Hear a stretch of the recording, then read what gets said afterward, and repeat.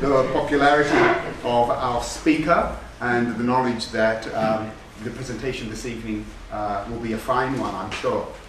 I'm Stavros Kospalas, the Acting Director of the Australian Archaeological Institute at Athens, and I'd like to welcome you here. And I'd also like to welcome Dr. Amelia Brown back again, who literally just returned to Athens, got off the coach maybe 50 minutes ago, after taking a group of students around Greece for 2.5 weeks. So we're very grateful that she made this time available to us this evening before she gets on the plane for a really long journey back to Brisbane tomorrow. Evening. It's still tomorrow. Dr. Brown is a senior lecturer in Greek history and language in the classics and ancient history discipline at the University of Queensland in Brisbane. She obtained her degrees at Princeton and the University of California, Los Angeles. Berkeley. Sorry? Berkeley. Berkeley. Oh, sorry. Her doctoral thesis was on the city of Corinth and urbanism in late antiquity. She took up her teaching position at the University of Queensland in 2010. Her interests are broad, though focus on the late antique period, especially Corinth and Corinthia, Greek religion, and Mediterranean maritime history. Dr. Brown is currently a holder of the prestigious ARC Senior Research Fellowship, a DECRA award, which reflects the high regard in which her scholarship and her publications are held. With her extensive archaeological excavation experience and her classical training, our speaker brings to the research fields which hold her attention an eye tuned to the intricacies of the historical periods which concern her. And I'm sure we'll all benefit from that this evening. And so without any further ado, I'll ask Dr. Brown to take the lectern and deliver her paper, Like Frogs Around a Pond, Maritime Religions in Ancient Greek Culture. Thank you.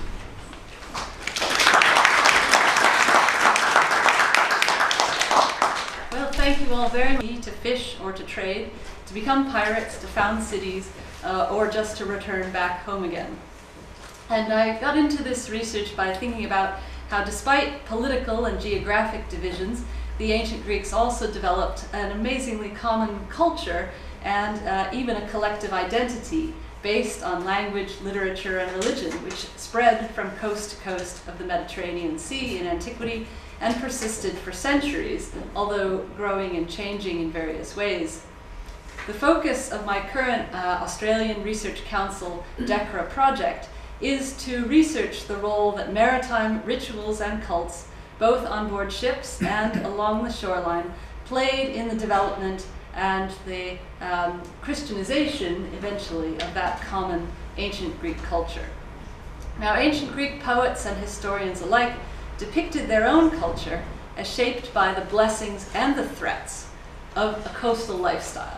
And I want to make it clear that those blessings and threats were always portrayed as both physical, from storms or the sea, and moral as well, from what happened if you hung out too often on the docks. So less often, however, did ancient writers pay attention to the specific maritime rituals, beliefs, or to many of them superstitions, which they saw practiced all around them, and which many of them practiced themselves.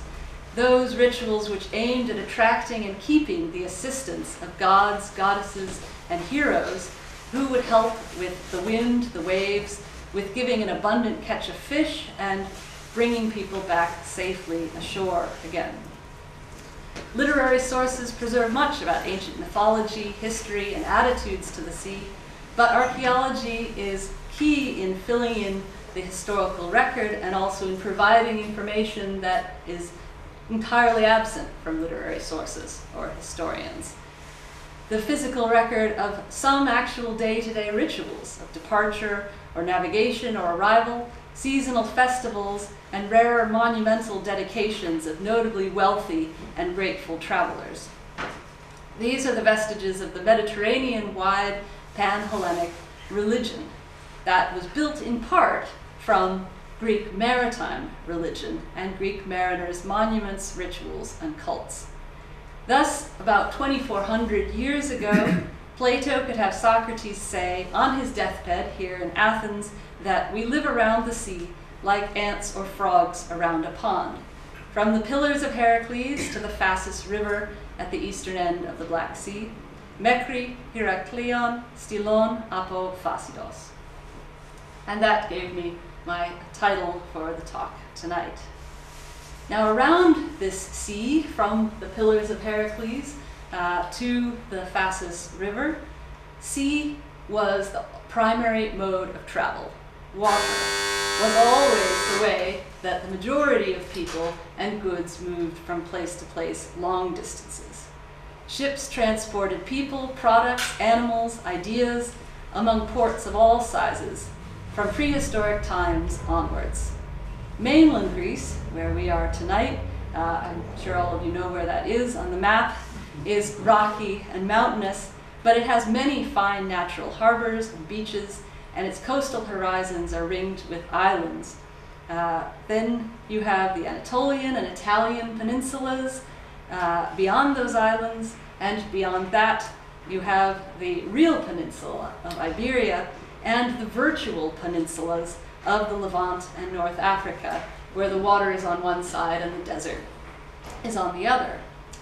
My own research in Thessaloniki and Corinth, as well as my experience of sailing, made me wonder, how did religion shape this common ancient Greek culture? And how did the dangers and the opportunities of seafaring shape it as well? These gods and goddesses, these heroes, they were carried from departure through sailing and then brought back home again. They drove the construction and the use of seaside sanctuaries and the deposition of votives. So this is a very complicated story of individual and collective action, centuries of development, but tonight I'm going to try and focus on just a few areas where we can try and find maritime religion in operation, from boat building to embarkation, from navigation to safe arrival, and then some of the annual seaside festivals or perennial seaside festivals, which mariners particularly attended. Now, this subject has recently attracted attention, particularly for archaic Greece, for colonization, in the work of Irod Malkin and Barbara Kowalczyk, each of whom I have consulted in pursuing this project, for Emporia, Denise Dimitriou, and more recent work by Romero Rosillo, Fennet, Karagiorgis, and Martin Eckert on Aphrodite. But I'm trying to look in detail here at how things developed over time, as well as how archaeology and literary sources can be put together in describing this picture. I cannot, however, simply start in the archaic era without making some mention of prehistory. In the time that the Greeks were living in the Peloponnese, or even in the islands, we can start perhaps with speakers of Greek coming into this area sometime in the Middle Bronze Age, and those speakers of Greek certainly found plenty of people already living here. Those they called the Pelasgians, who fished in the sea and sailed between the mainland and the islands. In fact, by 5000 BC, by the Neolithic period, all of the sizable islands of the Mediterranean had been settled by Neolithic farmers and their animals in great quantities. So we have to imagine that Neolithic seafarers already had developed their skills enough to bring not just sheep and goats, but cattle and horses out to the islands. And those Neolithic mariners, also the early Greek mariners, certainly already had some kind of maritime religion, some aspect of communication with the divine that they were practicing. So we can look at just a few individual artifacts and contexts spread throughout the Neolithic, the early, the middle, and even into the late Bronze Age. Seeing, for example, among the Cycladic terracotta frying pans, which are not frying pans, like this one from Syros, the image of an oared long ship on running spiral waves. Among the Minoan ships of the flotilla In the miniature frieze from room 5 of the West House at Akrotiri on Thera, there are illustrations of idealized travel in an Aegean seascape around 1600 BC or so, and the ships are decorated along the waterline with birds, lions, dolphins, and running spirals. Lafeneur has argued convincingly that these are all symbols of speed and quickness and may represent the real decoration of the boats. The Greek speakers didn't just sit down and stay on the mainland. They took to the seas en masse. They went to the Aegean, to Crete, to adjacent shores. By the end of the Bronze Age, these Mycenaean Greeks had visited South Italy and the Near East. During the early Iron Age, they had gone farther afield to the Aegean and Ionian Islands, coastal Anatolia, northern Cyprus, and probably the southern Levant. And so our earliest literary and archaeological evidence for Greek maritime religion of the Archaic era appears much like Odysseus in the Odyssey in media res. The great era of pan-Mediterranean colonization then followed, and there were no yet stone temples being built, but Greek sailors had a system of maritime religion of some sort, in interchange with one another and especially with the Near Eastern civilizations, Hittite Anatolia, Egypt, and the littoral of the Levant. The vast Linear B archive of the Mycenaean palace at Pylos has a notable inclusion of not only Poseidon, but his female counterpart Posideia, and a month with the epithet ploistos for sailing. At Mycenaean era Amnisos, the port of Knossos on Crete, there is a priestess of the winds among the recipients of olive oil from the palace stores. There's also Poseidon again among deities honored, and Hera, Potnia, and Diwa, the female Zeus. The carrying of anthropomorphic images of the gods is best attested from this figurine found on the Uluburun shipwreck, which went down along the southern Anatolian coast around about 1300 BC or so, and had a massive cargo. We don't know exactly who worked and worshipped aboard this ship, but they were certainly dealing with the Cypriots for their pottery, with the Levant, and with the Greek world as well. There was a cargo of copper and glass, of incense and olive oil, along with the Cypriot pottery and the single statuette, a nude female figurine of bronze with gold-sheathed head and limbs, and probably the erstwhile protector of at least some of the crew and maybe of the whole vessel. She would once have been wrapped, perhaps, in a real robe of cloth, but her nudity and her pose and her Eastern wig-like hair all connect her with later iconography of Phoenician Astarte or Tanit, the Cypriot goddess, and eventually a goddess identified by the Greeks as Aphrodite Euplia, Aphrodite of good sailing. Clearly then a tradition of anthropomorphic deities was known to the Greeks by the end of the Bronze Age in their sailing east and west, and the Linear B texts, along with Near Eastern sources, give us some selected, familiar, and unexpected names. There are many later stories of Greek settlement, worship, and warfare abroad, with Phoenicians and Anatolians also coming to settle in Greece, like Cadmus at Thebes, or Cretan Minos' legendary thalassocracy. And all these sources, stories, and archaeology suggest that there was harborside cult and individual and collective rituals to gain favor with the gods. What about the classical, however? What about the period of history from Archaic to Hellenistic times among the ancient Greeks?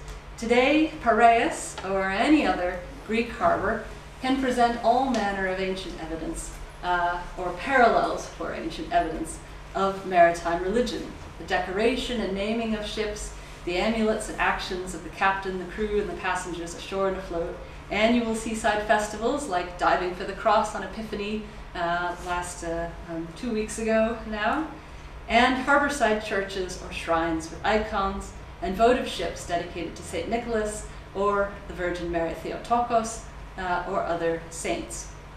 But only a fraction of this activity leaves any kind of evidence for future generations.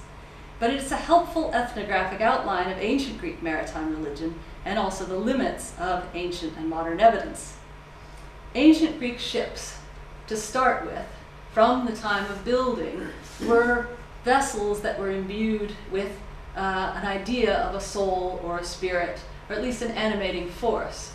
You needed to have the ship on your side, and ancient Greek ships had eyes so that they could see their way, and also probably as an apotropaic device to drive away the bad spirits. Now, we know this not just from depictions of ships, but from the actual eyes themselves. And this is one in the Piraeus Museum, which came from Piraeus, and there were also a number published recently from the Tholos, the area of the Tholos in the Athenian Agora. So they were imbued with some kind of spirit. There were also other things that the people who made them gave to them so that they would have the power to summon gods, or at least to summon a following breeze. Carrie Atkins Fulton has argued that the gooseneck, the goose or swan head that often decorated the stern, would be helpful in summoning a following wind, as birds were thought to be able to do that. There are 3 wooden statues, or were 3 wooden statues, that Pausanias identified at Thebes as dedications of Harmonia herself, carved from the figureheads, the acrostolia, of the ships of her Phoenician husband and founder of Thebes, Cadmus. And these 3 wooden statues were said to have been carved into figures of Aphrodite Urania, Aphrodite Pandemos, and Aphrodite Apostrophia, respectively. So you could have a stern post also start out as one thing and end up as something else. In names of ships, we have gods and goddesses invoked: Artemis, Helen, Kore, sea nymphs or maidens, and young brothers like Apollo, and especially the Dioscuri. The Spartan Didymi, eventually of the zodiac, Castor and Polydeuces, or Pollux. As the Megaloi Theoi, eventually, their reach was to be even farther. The ship that was an Alexandrian grain ship, said to be wintering on Malta, which picked up St. Paul and took him to Rome, was sailing Parasimo Dioscuros, so under the sign of the Dioscuri. And later on, we have Lucian's huge grain ship named the Isis. Ships were also named for Hermes as god of luck and commerce, for Tyche or fortune, and in symbolic fashion like Paralos, the famous Athenian sacred trireme.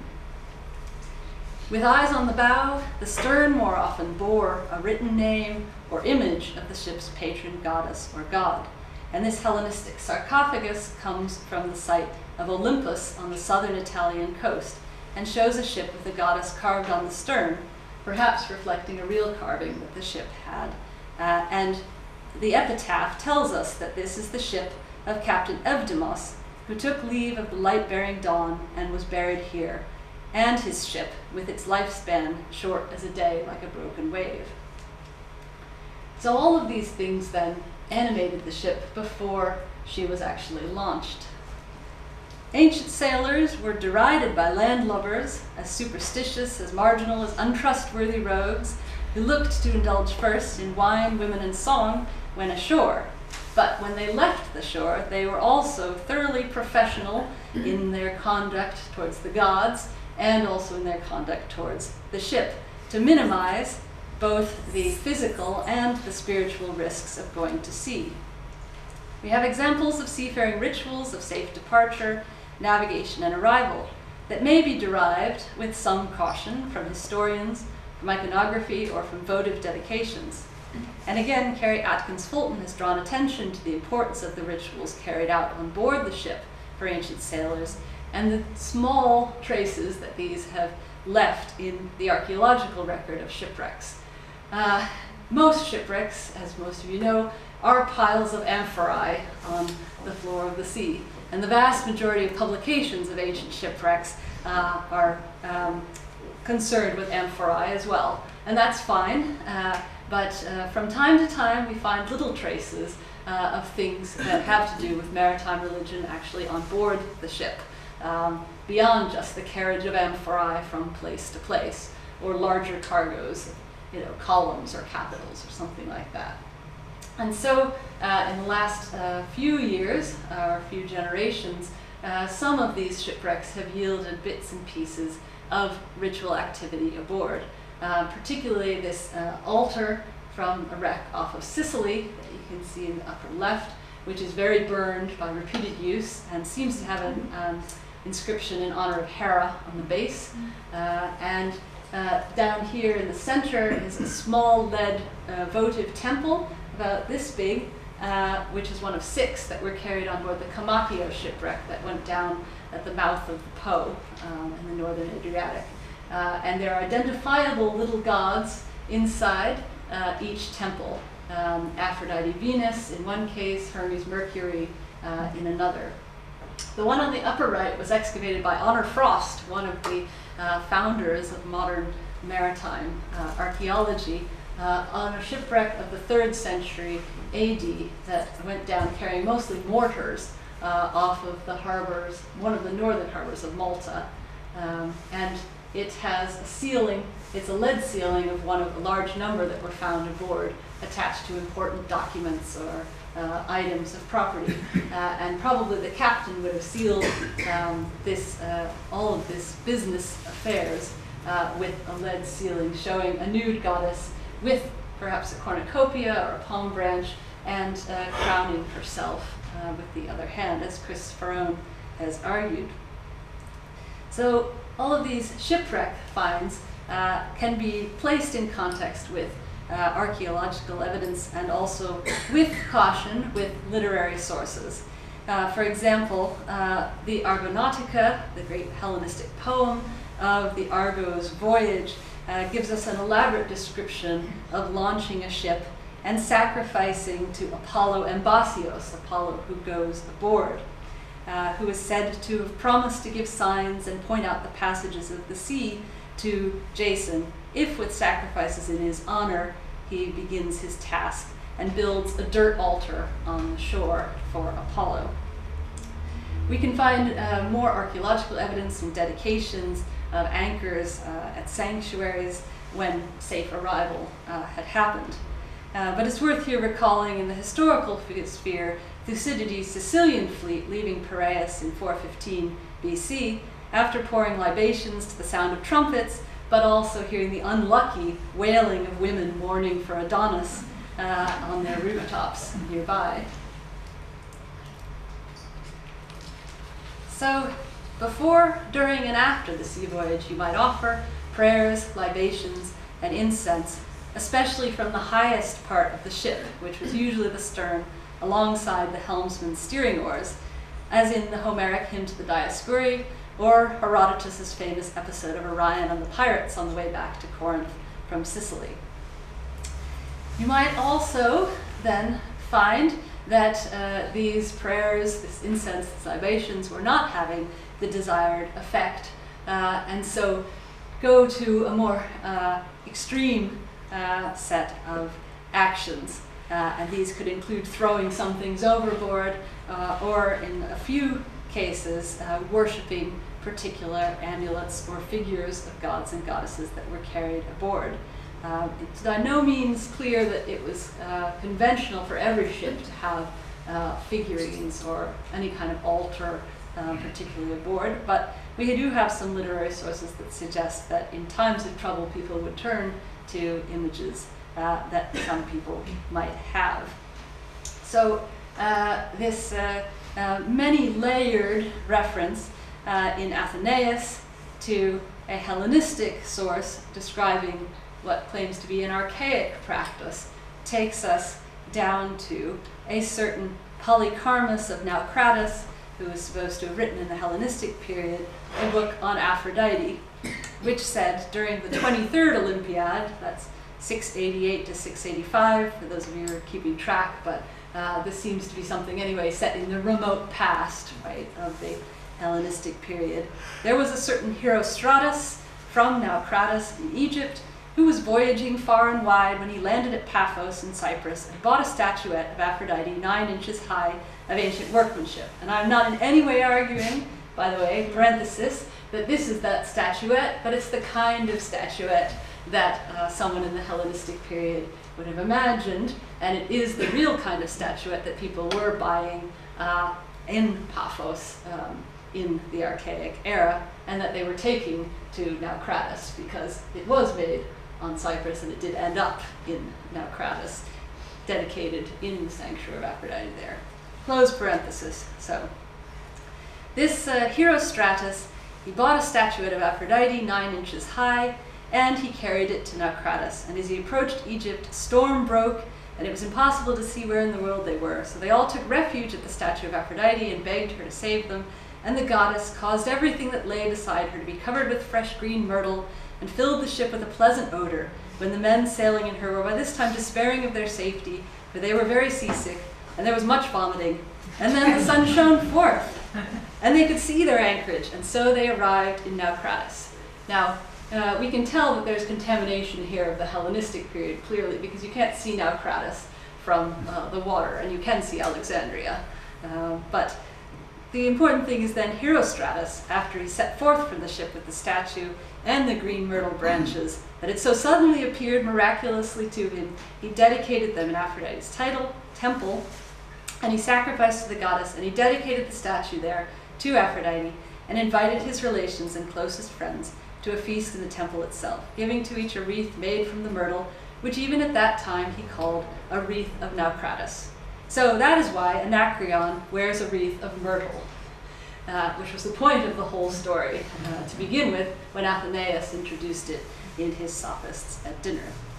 For us, though, it gives us a window into particular acts of piety and how these shaped the development, particularly of the sanctuaries at Naucratis. And we can compare it with real archaeological evidence, like the figurines found there, and also like this bowl in particular, which is inscribed in Greek, Sostratus dedicated me to Aphrodite, and found in her sanctuary. It's worth mentioning that in the Pan-Hellenic site of Naucratis, there was a Pan-Hellenion, a site for dedications of all Greeks, and there were also native temples, national temples of particular Greek city-states that were frequented just by the people from those city-states, according to Herodotus. And Aphrodite had a very prominent site by the river itself, as we heard about a few years ago here from Alexandra Villig. So safe arrival, anchoring or drawing up the ship ashore, was marked particularly with gifts, not only of incense, of libations, of prayers, but sometimes, if people could afford it, with the dedication of votives ashore, like anchors, ship models, or statues. An anchor at the Hippolytus Sanctuary at Troezen was dedicated to Apollo Epibaterios, Apollo who goes on board, and another to Aphrodite from Aegina. Astarte's prehistoric temple at Kition on Cyprus was even built in part using dedicatory stone anchors and inscribed with ship graffiti, and later shrines like Zeus Malikios at Salinas also have abundant numbers of anchors stuck in the ground. The most extensive number of stone anchors comes from the site of Gravisca, the port of Tarquinia on the coast of Italy. And I thank Nassos Papalexandrou for directing me to this material. This is the only one that's inscribed. This is part of the fluke of a stone anchor, and it's also from a certain Sostratus, but not the same one as the Chian bowl, because this is much later. This Sostratus is Sostratus of Aegina, dedicating the anchor to Apollo of Aegina, and he may be the same Sostratus of Aegina that Herodotus says was incredibly wealthy, because that does fit with about the right era. A significant number of stone anchors without any inscription were also found at the sanctuary in Gravisca, but sadly all of them were in secondary use, built into the foundations of slightly later buildings. And having been to the site and trying to uncover the cult use of various spaces, it's a real tangle, but it was certainly a place where sailors were making thanks for safe arrival. Now, as time went on, they shifted from using stone anchors to using lead anchors. And with a lead anchor stock, you have the wood as in this reconstruction, and you have a lead collar down here, and then you have a lead stock at right angles to it. And these lead stocks were cast generally in sand molds, and these molds were often decorated with the names of gods or goddesses, and so you could make multiple anchors to a certain god or goddess. But by far the most common decoration on these flukes, if they are decorated at all, is for astragaloi, the dice of the ancient world, with each side showing a different face. And we can go to our old friend Cicero for the information that this is the Iactus Veneris, the throw of Venus, or Aphrodite, which brings the greatest luck, when each of the sides is showing a different side, all four. So this lucky throw of the dice was replicated by sailors every time they cast the anchor of their ship overboard, and would ensure, hopefully, that they would be able to get the anchor back out again when they needed to leave the harbor and be able to use it again. This doesn't mean that every one of these stocks that's found is a dedication to the gods or goddesses in the place that they're found, especially the ones that are found on shipwrecks, but it does mean that every time they were used on the ship, they had some sort of a spiritual implication. And many of them just have a name, Zeus, Cassius, or Isis and Serapis, or something like that. And it might identify the ship that the anchor comes from as well, of course, in the case where it's labeled. And there's some astragaloi giving a role, just to let you know what we're talking about here.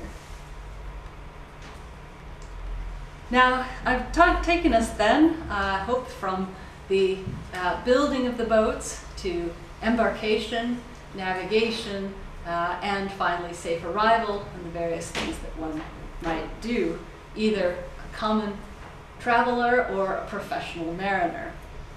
But beyond the actual sailing back and forth and traveling back and forth, it is worth paying attention for a moment to the votive ships that are found that actually represent whole ships or model ships that were deposited, and this probably in thanks for a safe voyage or in hope of a new voyage to come working out. And also the festivals that were attended by sailors every year or every 4 years in whatever festival cycle they were happening in. With Poseidon and his watery entourage, the Dioscuri, Apollo, Hera, and Aphrodite, there's very good evidence from both texts and archaeology to show how maritime cult networks were maintained by Greek sailors, travelers, traders, and migrants. And Sandy Blakely in particular has looked at the festival of the Megaloi Theoi, the great gods of Samothrace up on the northeast of the Aegean. When we look at patterns to the year, it is true that Greeks sailed all year round, but there was also a preference for sailing in the spring and then coming back ashore in the fall, already from Hesiod's Works and Days, but also in the patterns of the winds and the need for doing things ashore related to agriculture over the course of the winter months. However, that doesn't mean that no ships were on the seas in the winter, just that fewer were, and those that were thought to be in greater danger, probably both by the crew and by the passengers aboard. In the few things that I've talked about already and going forward, I've just marked on this map a couple of important spots, particularly Cape Malea, which is where this ship in the Sparta Museum came from, and that was considered one of the most dangerous places round Cape Malea, and forget about home.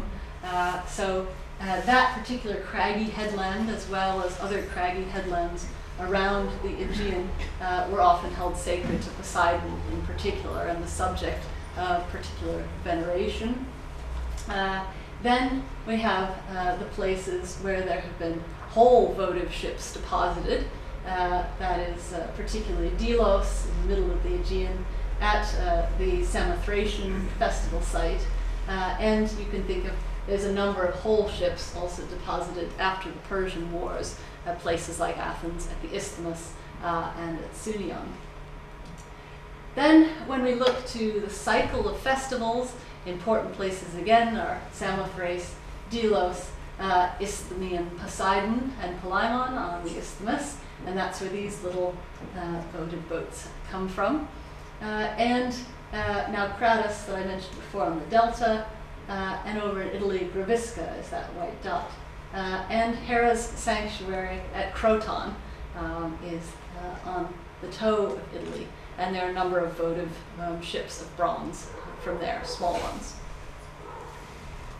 When we look at the cycle of the year then, of particular times of launching, would be in the spring, and a number of springtime festivals became associated with the launching of the fleet and launching of boats. The late source Vegetius tells us that the spring festival of March 10th was to celebrate the birthday of navigation in the Roman era. And on the other hand, there were festivals in the autumn that were associated with bringing the ships in and back to harbor. And so Aeneas Tacticus's Polyorketica, probably of the 4th century BC, warns of the danger that armed crowds represent to the authorities at the Pandemoi Neolkoi, the public hauling out of the ships in the autumn of the year, referring to a festival for the end of the sailing season at the onset of winter.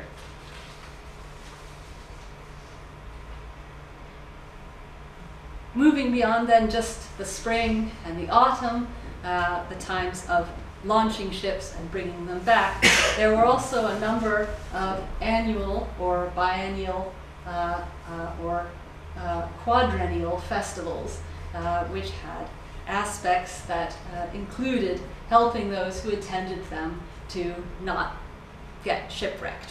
So the Dioscuri, as I mentioned, were linked to the great gods on Samothrace, the Megali Theoi, or in the Semitic language, the Kaberoi, the great gods, and consisted at various times of two brothers who rescued their stolen sister to please their mother in various mythologies. The initiation into their mysteries at the island of Samothrace, according to Diodorus, brought a magnetic iron ring and thus safety from drowning when traveling by sea for the rest of one's career. On the Isthmus, Poseidon and the baby hero Melicertes Palaemon were honored at the springtime Isthmian festival every 2 years, and there was likely some connection to safety at sea, particularly given Melicertes Palaemon's ancestry and his mother Ino Leucothea, who appears in the Odyssey saving Odysseus when he's close to drowning, and from references to Palaemon in various literary sources. For archaeology on the Isthmus, we can look to the small boats that I showed earlier, not to the statue of Poseidon, which comes from Milos, not from Corinth, but also to the remains of the sanctuary itself as excavated by Gebhardt and Gregory. And this is the area excavated by Brunier and Gebhardt as restored by the Corinth Computer Project, with the Temple of Poseidon at the center and the small Temple of Palaemon to the side. Pausanias says that anyone who took part in the mysteries of Palaemon could never swear falsely again, which would clearly be of great interest to any merchants or participants in business dealings. The other thing, which is not necessarily entirely relevant to this, but I think is worth mentioning, is that there are stories in mythology that Poseidon particularly was in love with Pelops, the hero who gave his name to the Peloponnese, and Poseidon gave to Pelops the winged chariot horses with which he won the famous race against Enomaus.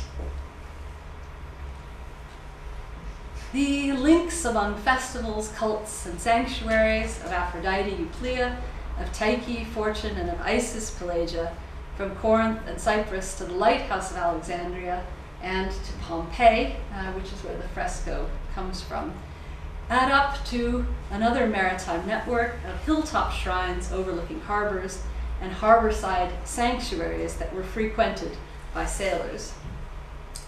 This little mold at the bottom comes from the Athenian agora and was used for making small metal appliques for sailors perhaps to dedicate to the goddess Isis.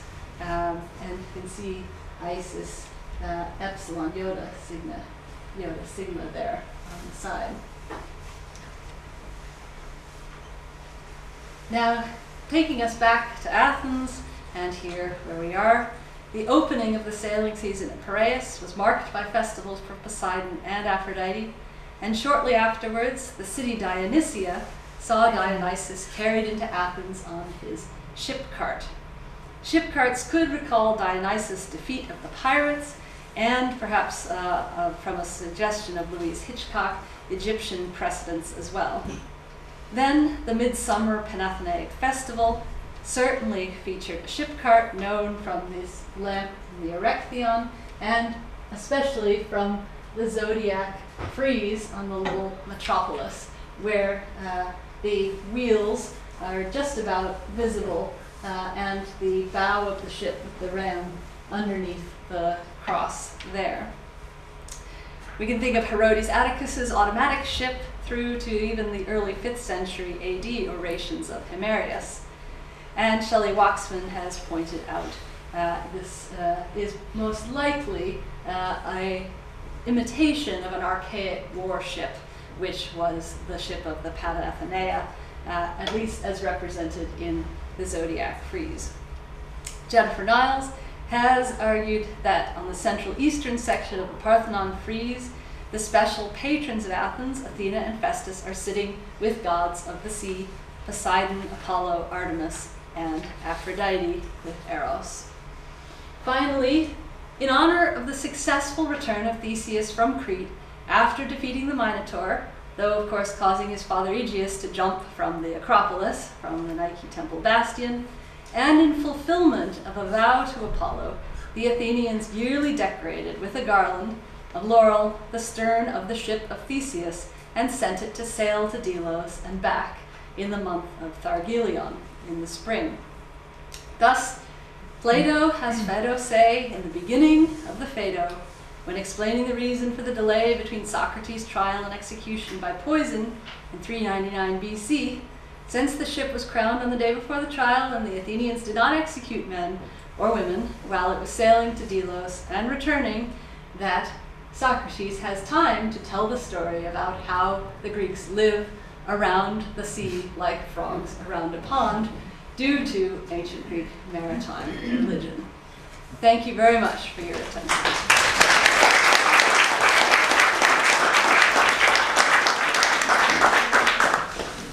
Well, thank you very much for that. A wonderfully rich presentation, which brought so much material to our attention. Dr. Brown has indicated that she's more than willing to take questions. So if anybody would like to pose a question to our speaker. Yes, I would really love to have feedback on this. It's work in progress. Can I ask, just to get questions rolling there, Cape Malleus, which is of interest to me, has anybody poked around there? There was a conference at Sparta, which I have a PDF of, but I haven't followed up with actually writing to the people who were there. Right. But there was a conference at Sparta about 5 years ago, I want to say, on Cape Malleus and what has been found from around there. Because I wonder, is there anything terrestrial, or is it purely a seaward vantage point looking at the dangers of the Cape? Because there's a fantastic inscription from Pamukkale, from Hierapolis. Yes, that's right. Of this Roman period guy who boasts that he successfully crossed it 60 odd times or something. Yes. Which is obviously something to emblazon on your tomb. Definitely, definitely. So, Bold claim. Can I ask just a simple question? It's about size, which sometimes is important. A couple of slides back, you had votive ships, I think. Yes. Yes. So these are all small, but okay, some of the ones I ones. referred to were also whole ships. Like That's right. So the one at the left. that's the one from Cape Malia. Yes. And yes. what? So it's in the Sparta Museum, or it used to be in the Sparta Museum. Sadly, when I went there a couple of days ago, it's not on display anymore. But it's interpreted as a Hellenistic warship, and as a dedication by the crew of that ship. But that is, I think, without any context other than it was found in the sea off of Cape Malia. Oh, okay. And just in terms of its. It's about this long. Oh, okay. And so those other ones really are tiny. Yes. So the other ones are smaller, and those are on display in the Isthmia Museum, and they are definitely still there and on display. Any relation with the pirates? Pirates. Yes. Yes. There With were the pirates. There were. Talking about Malaya. Yes. Yes. Well, pirates would hang out in areas where they knew that shipping had to go,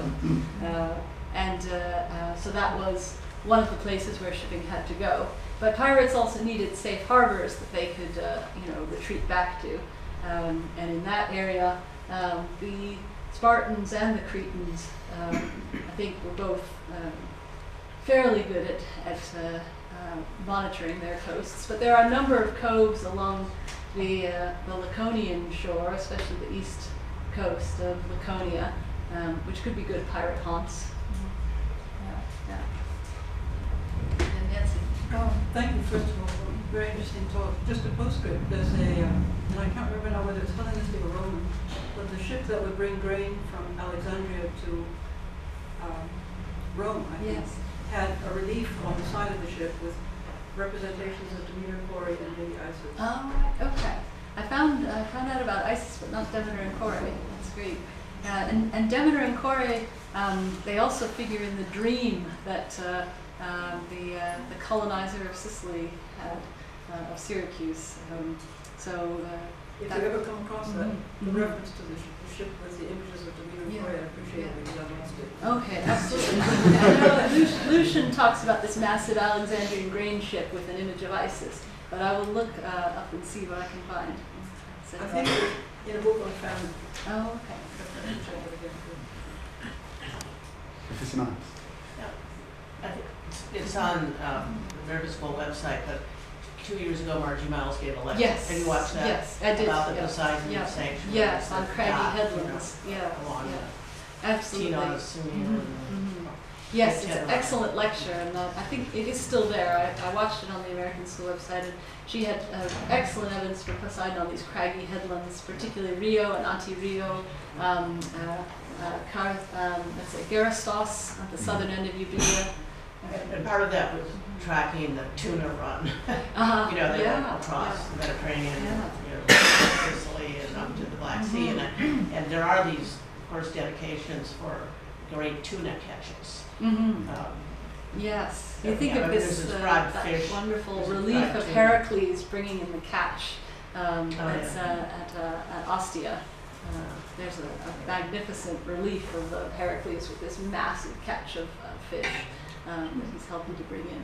And the tuna, you can chart the tuna runs as well through certain Italian festivals in the 19th century, especially in the southeastern corner of Sicily at Marzamemi, I think. So you've got a number of shipwrecks too. Oh, thanks for that. Please.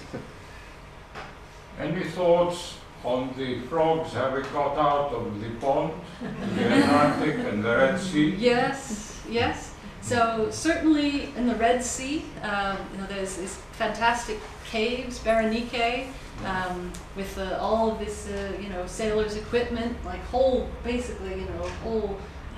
rolls of rope and equipment there. So the Red Sea route from the Red Sea over to the coast of India and back again and we've got the Periplus of the Red Sea, which purports to be by a real merchant, and people have dated him roughly under the reign of Caligula, I think, so in the sort of mid-1st century. There's active Red Sea trade. From the other end of things, there's a lot of research on the Spanish mariners and how they're kind of integrated or not with the Greeks and the Phoenicians in their travels out in the Atlantic and up to the coast of France and southern England. There's some of these anchor stocks with the Iactus Veneris on them from southern England, and they could have been thrown though by Greek or Roman, say Greek or Latin speaking merchants in that direction, but that's certainly a common practice anyway on those stocks all the way from southern England. There's a great curse tablet also found in the estuary of Southampton with a curse in Latin of the person who stole my money at the bath, to Neptune, be sure to curse him, as well as some local gods and goddesses. So there's travel in both directions. Certainly more Greeks going eastwards, but probably people who spoke Greek and would have identified with being part of Greek culture on the routes to the north as well, out to the Atlantic. Yes. I don't know how far back you want to go, if late bronze will be of any interest to you. Yeah. There is an interesting cult for Tanit in the north of Israel and southern Lebanon, where they would throw dedications to the sea. Oh, right. Yeah, Oh, I don't know if this is of any interest. Yeah, definitely. Thank you. That would be great. Please. Sorry. Yes. I'm interested if a lot of what you addressed was cult that would have something to do with ensuring safe passage and good luck and things like that.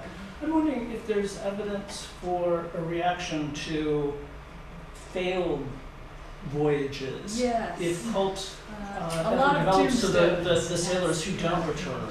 Or Yes, there's a lot of tombstones, and the study of tombstones with ships on them or with epitaphs that refer to someone dying in shipwreck is a whole subject of study, all on its own, I would say. And there, you could look at the Palatine Anthology for so many examples of this, but it does seem to have been there was grave cult that developed over time and that grew and changed. And in the Thebes Museum, where I was this morning, there's a wonderful Hellenistic stele with a mother called Dorco mourning for her son, a flute player who had won so many times for Dionysus and then went to sea and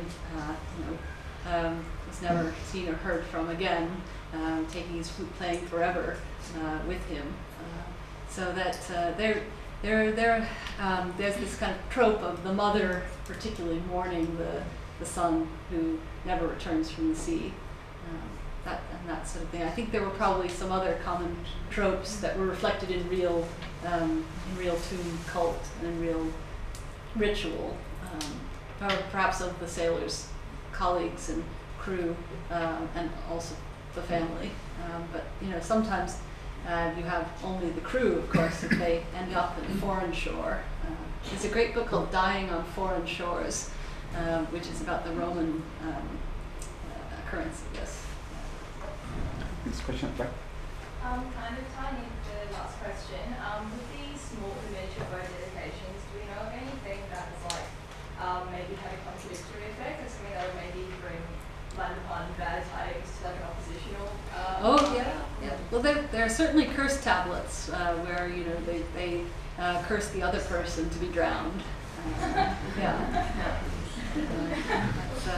And that was pretty frequent fate that was wished upon your enemies. You say, so which is the Bronze, going back to the Bronze Age, how about going forward? I was speaking of certain Greek churches, particularly in Spetses, that have all these votive ships hanging from the ceilings. Yeah, there's some wonderful modern parallels, particularly St. Spiridon on Corfu, because he's actually developed a maritime aspect fairly recently, since his head was brought from Constantinople by a Corfiate, actually, I think near the fall of Constantinople. I mean, it's fairly modern within the sort of last 500 years. But once he's gotten to Corfu and installed there, you know, he develops all of this maritime protector capabilities and aspects to his cult, which we don't really have any evidence of existing in Constantinople or before in Cyprus, where he originally hailed from. Well, at this stage, I think, before I ask us all to thank our speaker in the traditional manner, to invite you all to a glass of wine and something to accompany it in a moment. But once again, let me express, I think, our collective thanks to Dr. Brown for this evening's presentation. Thank you. Thank you.